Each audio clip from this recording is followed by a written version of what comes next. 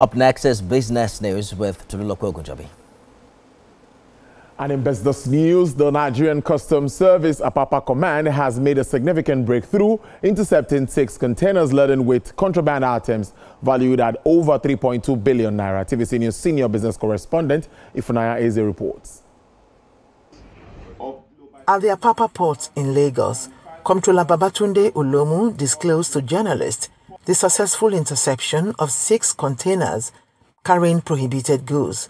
Among the seizures were large consignments of codeine syrup, cleverly concealed within toilet seats and water closets, as well as unregistered pharmaceutical products falsely declared as tires and kitchenware. 2 containers were found to be carrying stolen luxury vehicles from Canada, smuggled into the country, falsely declared as food items. The total duty paid value of the seized items stands at 3.2 billion naira. In addition to contrabanding the Nigerian Customs Service Act 2023, these imported containers with prohibited medical items also violate the World Customs Organization's Operation Stop 4, which is a global enforcement operation against trafficking of counterfeit, substandard, and unauthorized medical products. So far, 3 suspects have been arrested in connection with these seizures. According to Comptroller Olomu, these seizures are a result of strategic surveillance and collaboration with sister agencies. These people now have gone to the extent of using the neighboring countries that do not have MOU with them, like Chad, as the source of for their manufacturing, while diverting it into Nigeria.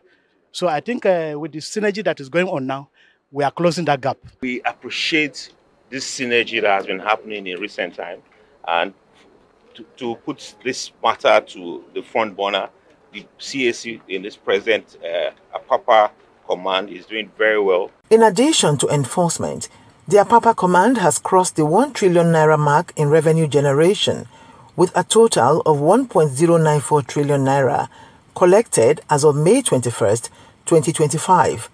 A recent record daily collection of 18.919 billion naira was made on May 20th alone. This collection confirms a trajectory and laudable antecedents of meeting and surpassing our targets. Like it's been done before, we are ready to do better this year. Comptroller Olomu affirmed that Apapa Port will remain a stronghold against illegal trade. Ifunanya Eze, TVC News, Lagos. Meanwhile, the Nigerian British Chamber of Commerce is encouraging Nigerian youths to take charge of leadership and business opportunities to prepare for the future challenges. Speaking at the 2025 NBC Next Generation series in Lagos, the president of the chambers, Mr. Ray Atterley, emphasized the importance of entrepreneurship development and knowledge sharing with business leaders. Other speakers at the event urged youths to harness technology and innovation to acquire the skills needed to compete globally. The Generation series of the NBCC is an event put together to focus on important sectors of the economy to help youths gather needed knowledge to face challenges ahead. What we want is to build the next generation of future leaders, and however it comes, if we can contribute a little towards making that happen, then that's fine. It's important that you take the bull by the horn. What is the age of leadership? We've had a head of state of this country who was 32. So don't think you are going to be young forever. It's time. Get involved and take control of your country. They have to get ready by learning. Very important. There's a lot of information out there. So it's very critical for them to be able to adapt, to make sure that they're learning the right skills. Is it, are they in the workforce that is AI driven? What is the use of technology in their business? So that's all very important. How are they competing with the rest of the world? Nigeria has to be able to establish itself as a leader, not just in Africa, but the rest of the world. It's clear that businesses should compete, because it's only under fair competition that you can make profit, that you can even plow back to your business. You should innovate, because without being told, I mean, we're the era of innovation, whether IT innovation or other innovations. For businesses to thrive and to transcend generations, you need to innovate. And of course, to collaborate. Nobody's an island. You need to, as you're competing, you are collaborating with partners, either within your own sector or other sectors as well, because that's only when you can have what you call sustainable profitability And in 50, 100 years from now, you can have businesses still thriving because they imbibed those cultures. Reactions have not ceased to trail the move by the Central Bank of Nigeria to keep the monetary policy rate at 27.5%. This time it's from Mr. Vayala Kwaga, Group Head, Research and Policy Advisory, Open Government and Institutional Partnership at Budget. He commends the move by the Apex Bank, but wants more synergy among all tiers of government to help achieve inclusive growth. For one, the exchange rate management has been, very, very significant and properly well done. There has been serious stability in the naira to dollar exchange rates. I would also say that inflation, as far as the bank's position and stance is concerned, there's a clear direction on what the central bank intends to do regarding rate hikes, regarding the cash reserve ratio, regarding the asymmetric corridors, and the liquidity ratio as well.